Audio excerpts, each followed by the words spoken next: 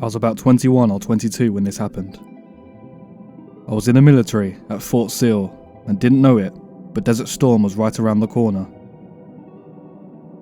At the time, I lived in south central Oklahoma on the outskirts of a small town called Duncan. I was helping a friend round up some cattle that got out because someone had run across a T-section and went through their fence. It tore 2 posts down and left a 30-foot section open for the cattle to get out.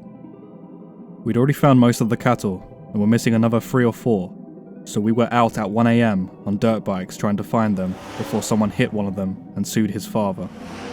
My friend and I went east and the other guys went north and south. One thing you need to understand about Oklahoma is that most of it farmed either cattle or crops. It is also divided into 1-mile sections for the most part. In other words, the roads all run north and south or east and west and intersect at 1-mile intervals.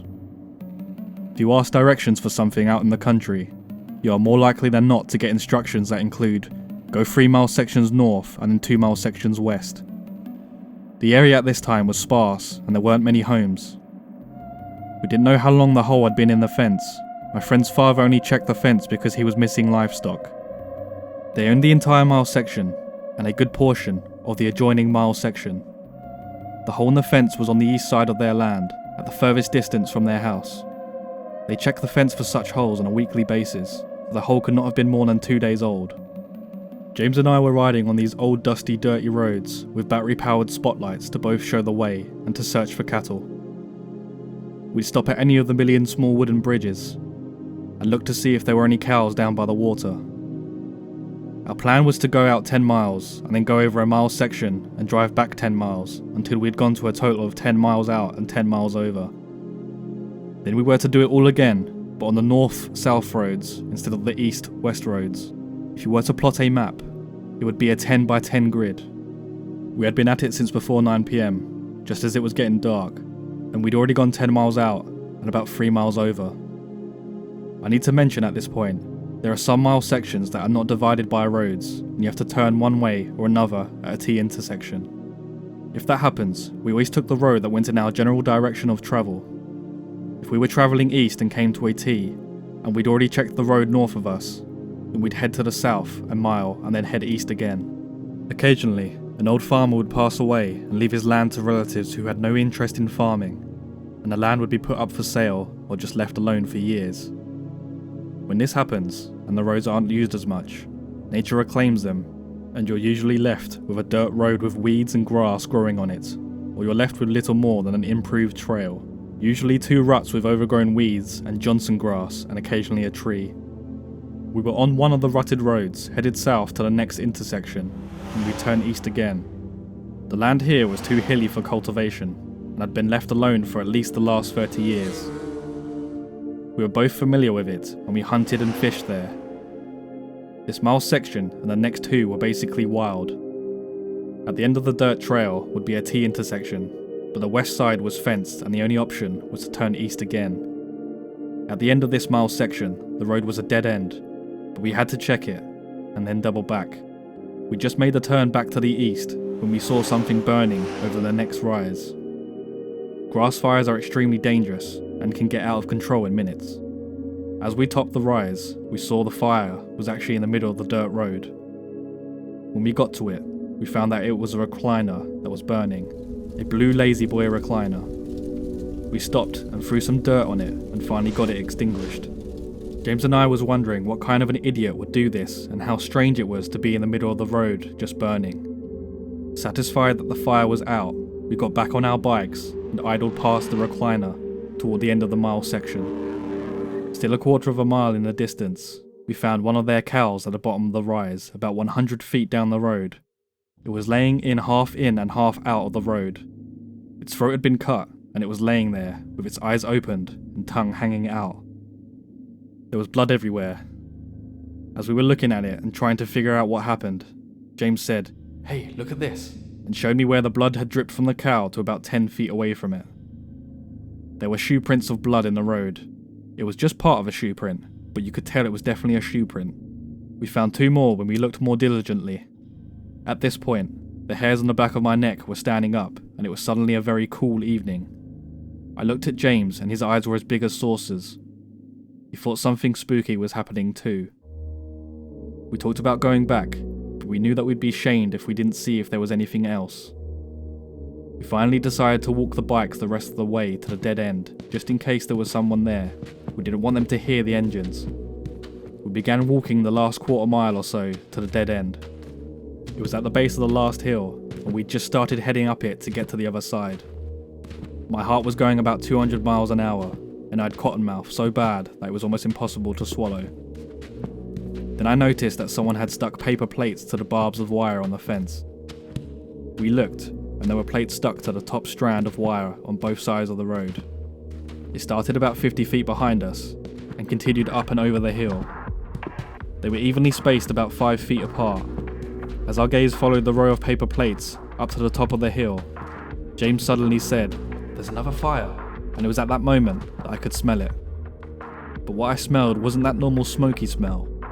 It was as though someone had added incense to it. I asked James if he could smell it too, and he agreed.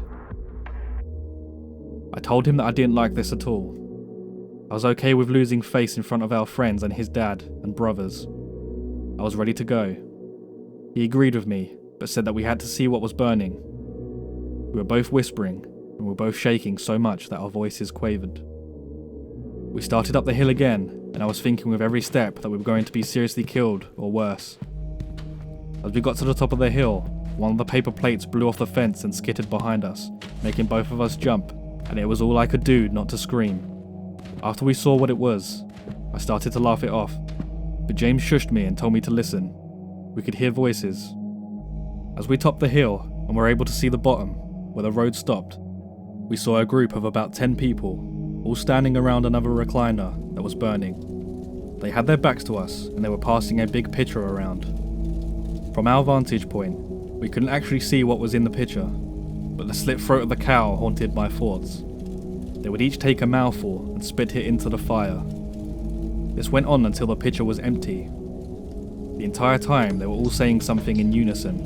We could only understand an occasional word. They changed their tones in a rhythmic manner, with an emphasis on the last word. I can remember hearing, here and there, beseech and father. James and I stood there on top of the hill like a couple of idiots, our mouths hanging wide open and actually scared stiff. After a minute or two, they would repeat whatever it was, all the while passing that pitcher and spitting into the fire. There was a small camp table set up on the side and a little behind them. After the last of the liquid was gone, the man turned and sat the pitcher on the table and picked up what looked like a large loaf of bread. Just as he was turning back to the fire, he evidently saw us. I'm sure that we made a nice silhouette sitting there at the top of the hill. He screamed, "Hey!" and dropped a loaf of bread and started running in our direction. The others turned and immediately followed him. That was all the encouragement that we needed. It was time to go. We turned our bikes around. James got his started on the first kick, but I somehow managed to get myself off balance, and when I kicked, the bike fell on its side with me. By this time, I was near panic and was breathing in raspy short breaths. I picked the bike up again and tried to start it, but it didn't start. I thought about running, but we were out in the middle of nowhere. I finally started pushing the motorcycle down the other side of the hill and jumped on it. It seemed like it took forever to get enough speed, but I popped the clutch and it started. James was waiting at the corner of the intersection to make sure that I was coming, and we headed for his house, going way too fast for safety, especially in the dark. When we finally got back to his house, we told his dad what we'd seen. His dad called a couple of friends and they all loaded up their trucks with enough weapons to start a small war. James and I sat with his dad and told him where to turn. His dad kept asking us questions on the way. What were they doing? Why was there a chair on fire? They cut the cow's throat? How many were there? What did they look like? What were they driving? That last question stumped us. We hadn't seen any cars or trucks. The road was the only way in or out, and there was a creek that ran on the back side of the end of the particular road, so they couldn't have gone that direction. How had they gotten there with two recliners? When we got to that last stretch of road, the headlights found the spot where the recliner had been sitting. It was gone. We could all see where the road and surrounding grass was burned, but the recliner was not there. As we got closer, James noticed that the cow was gone too. I hate to admit, but I was getting scared all over again. I was afraid that his dad would tell us that it was our imagination and not believe us.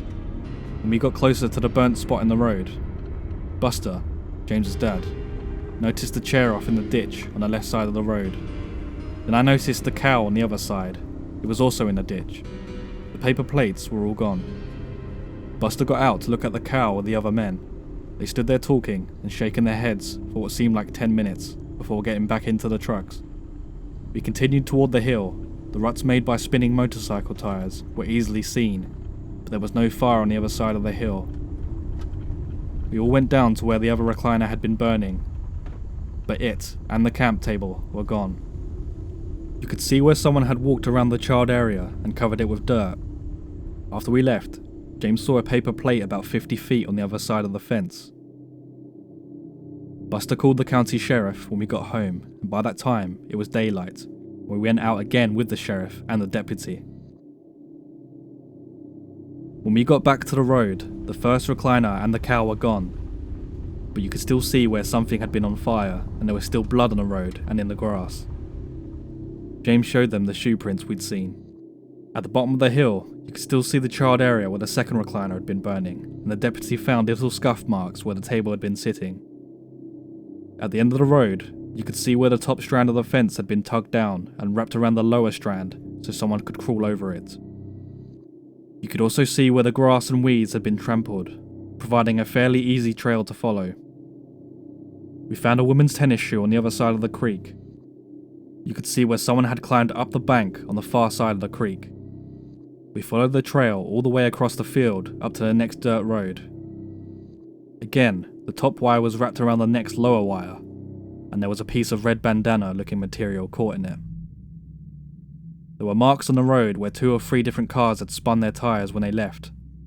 Buster also found a large piece of glass that had blood on it. Buster filed a report for the missing cow. They'd found 4 more cows in the opposite direction from where me and James had gone. They never found the recliners or the missing cow. The sheriff called a few days later and told Buster that the blood on the glass was human and not bovine. It was his guess that the pitcher broke and someone cut their hand while carrying it back to their vehicles. 2 weeks after that, there was a huge scare in our community about some cult that had promised the area at large that they were going to sacrifice a blonde-haired virgin girl and boy. Buster always said that it was just someone running their mouth after hearing about our incident. It was all anyone talked about that summer. Buster also said that he'd sure like to know what happened to that cow.